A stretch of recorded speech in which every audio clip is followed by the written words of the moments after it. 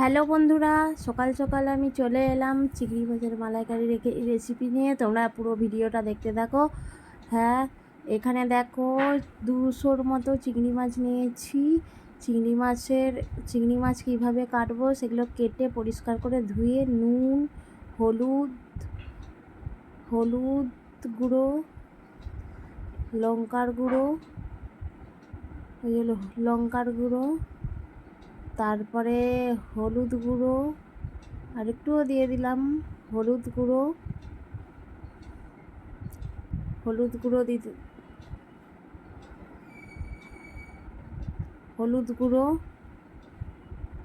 হলুদ গুঁড়োটা দিয়ে তারপরে হাতে করে মানে ম্যাগনেট করে নেবো চিংড়ি মাছগুলোর সাথে। তোমরাও কিন্তু দেখতে থাকো পুরো ভিডিওটা, কেউ কিন্তু স্কিপ করবে না। চিংড়ি মাছের মালাইকারি রেসিপি এইভাবেই বানাই আমি।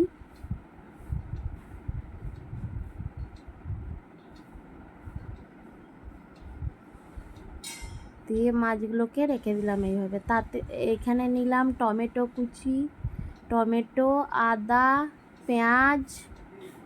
পেঁয়াজ, রসুন, এই যে 4-5 কোয়া রসুন পরিমাণ অনুযায়ী, আর কাঁচা লঙ্কা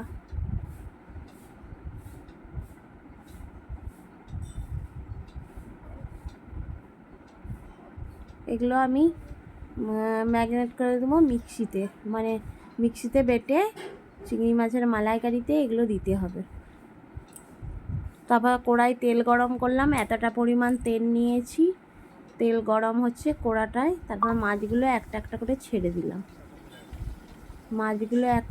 ছেড়ে দিয়েছি।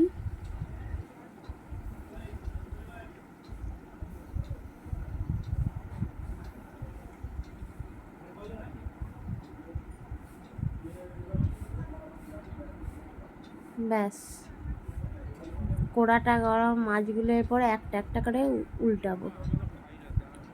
মাছগুলো একটা একটা করে উল্টে পাল্টে ভালো করে মচমচে করে ভেজে নেব। তোমরা কিন্তু বাড়িতে অবশ্যই ট্রাই করো। বাড়িতে না ট্রাই করলে দুর্দান্ত এই চিংড়ি মাছের রেসিপিটা মিস করবে।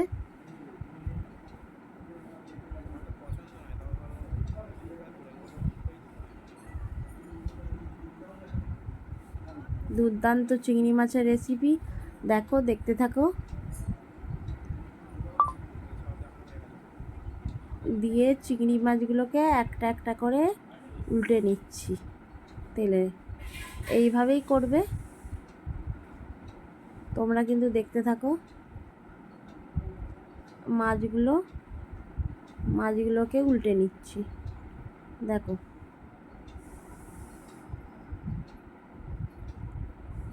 চিংড়ি মাছগুলোকে উল্টে পাল্টে ভেজে নিয়ে এরপর আমি জায়গার উপর সেই মাছগুলোকে তুলে নেব। একটা একটা করে আবার এই মাছগুলোকে তুলছি কড়া থেকে।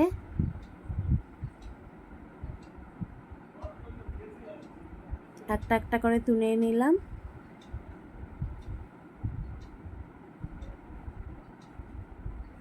আমার ছেলে দেখো ঘোরাঘুরি করছে, ও চিংড়ি মাছ খেতে ভীষণ ভালোবাসে। দেখো, এই মাছগুলো আমি এরকমভাবে ভেজে এইখানে নিচ্ছি গোটা গরম মশলাটা অবশ্যই তোমরা দেবে। গোটা গরম মশলা না দিলে চিংড়ি মাছের মালাইকারির গন্ধটা আসবে না। গোটা গরম মশলাটা অবশ্যই দেবে। তারপরে দিচ্ছি একটা তেজপাতা। দেখতে থাকো পুরো ভিডিওটা। আমার এই রান্নাটা অনেক কষ্ট করে আমি ভিডিও করে যে তেজপাতা দিয়ে দিলাম তেলের সাথে, অনেক কষ্ট করে আমি ভিডিওটা করেছি। আমার ক্যামেরা ধরার কেউ লোক নেই, তাও আমি করেছি। এখানে এই পেস্ট করা আদা, রসুন, পেঁয়াজ, কাঁচা লঙ্কা, টমেটো বাটা সব দিয়ে দেবো ওই কড়ার মধ্যে। দিয়ে এখন ভালো করে কষতে থাকবো তেলের উপরে।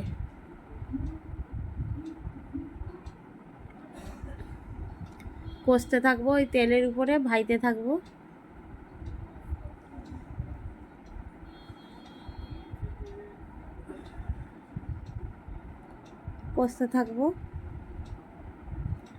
ওই তেলের উপরে কষতে থাকবো।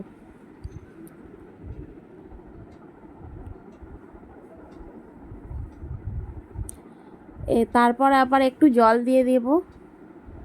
জলটা ধুয়ে ওই জলটা ধুয়ে কড়ার উপরে দিয়ে দিলাম, কারণ কড়ার উপরে ধোয়া জলটা দিতেই হবে, নাহলে অতটা মশলা লেগে নষ্ট হয়ে যাবে। তাই ওই জলটাকে দিয়ে আবার ভালো করে ভাজছি। এখন এই ফুটতে থাকুক মশলাটা, ফুটে কষে কষে কষে কষে এই যে কষতে থাকছি, কষে কষে কষে কষে পরিমাণ অনুযায়ী এর উপরে নুন, স্বাদ মতো নুন, তোমরা নুনটা পরিমাণ অনুযায়ী দেখে দেবে।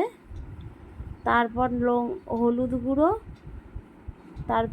গুঁড়ো দেব।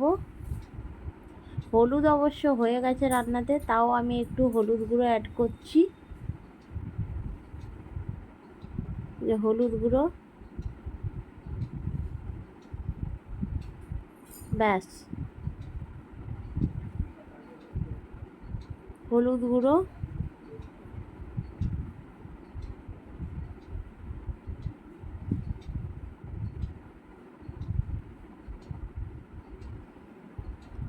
দিয়ে নাড়ানাড়ি করে কষে কষে, এটা আমার শাশুড়ি মা আমাকে রান্নায় সাহায্য করছে, সাইডে আমার শাশুড়ি মা আছে। দিয়েই ফুটে ফুটে মশলাটা কষতে কষতে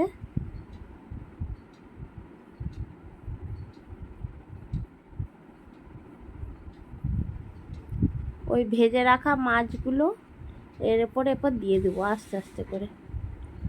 ভেজে রাখা মাছগুলো দিয়ে দিলে কি, তারপর অবশ্যই এইটা নারকেল দুধ আমি বাজার থেকে কিনে নিয়ে এসেছি। তোমরা চাইলে নারকেল দুধটা বানিয়েও নিতে পারো অন্য একটা রেসিপিতে দেখে।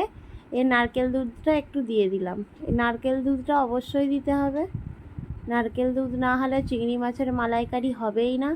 এটা কিন্তু অবশ্যই চাই নারকেল দুধ দিয়ে। ভেজে রাখা মাছগুলোকে আমি এরপর কড়ার মধ্যে ঢেলে দিলাম, দিয়ে ওই কড়ার মধ্যে ঢেলে দিয়ে আবার ওই মশলাটাকে দিয়ে মাছগুলোর সাথে কষতে থাকলাম। কষতে কষতে ভাজা হয়ে গেল।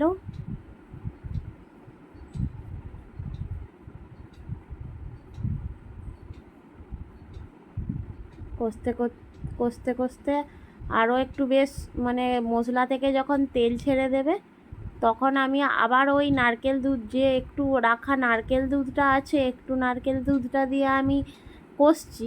আবার একটু নারকেল দুধটা যেটা আছে সেটা অবশ্যই ঢেলে দেব। এইটাই কিন্তু কোনো জল অ্যাড হবে না, চিনি দিচ্ছি পরিমাণ অনুযায়ী চিনি, ব্যাস পরিমাণ অনুযায়ী চিনি ওই অতটা পরিমাণই দিলাম। দিয়ে নাড়াবো। এটাই কিন্তু কোনো জল অ্যাড করবে না, নারকেল দুধ দিয়েই পুরো চিংড়ি মাছের মালাইকারিটা হবে। আবার একটু দিয়ে দিলাম, একটু কম হয়েছিল, আবার এসে দিয়ে দিল শাশুড়ি মা।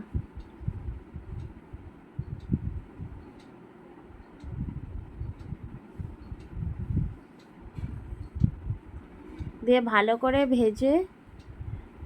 করে ভেজে নিয়ে কষে কষে কষে কষে মশলা থেকে আমি যখন তেল ছেড়ে দিচ্ছে, তখন কষে কষে কষে কষে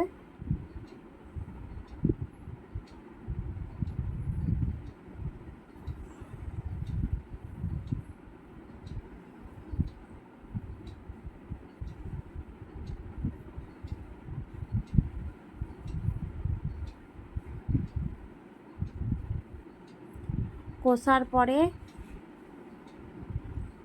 দিয়ে আমি এই নারকেল দুধটা দিয়ে দেব।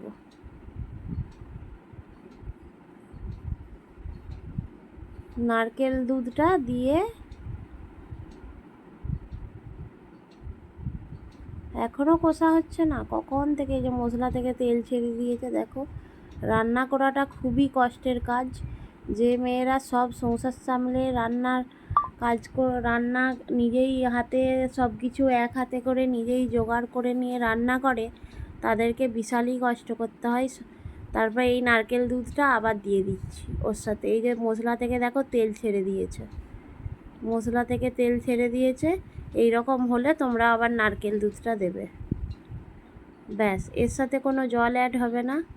দিয়ে নারকেল দুধটা নিয়ে নাড়াচাড়া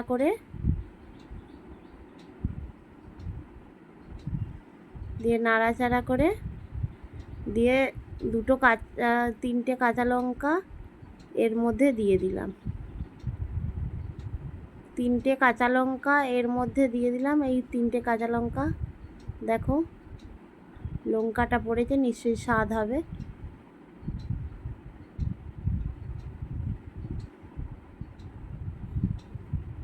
ব্যাস, দিয়ে এই যে ফুটে গেল, ফুটতে থাকলো, একটু রসটা মরে যাক, মানে জুসটা একটু মরে মাখা মাখা হয়ে গেলে, এই যে নারকেল দুধটা এইরকম হয়েছে। কড়া থেকে এখন ঢালছি, ঢালার পরে দেখো এইরকম স্বাদ হয়েছে, এরকম দেখতে হয়েছে। এই হলো নারকেল দুধের রেসিপি। তোমরা কিন্তু অবশ্যই বাড়িতে ট্রাই করে খেও। আমি এখন ভাত খাচ্ছি, আমাকে শাশুড়ি মা খেতে দিচ্ছে। তার সাথে আমি খাচ্ছি চিংড়ি মাছের মালাইকারি রেসিপি। এই যে চিংড়ি মাছ, এই যে দেখো চিংড়ি মাছটা খুব সুন্দর হয়েছে। আরও মানে রান্না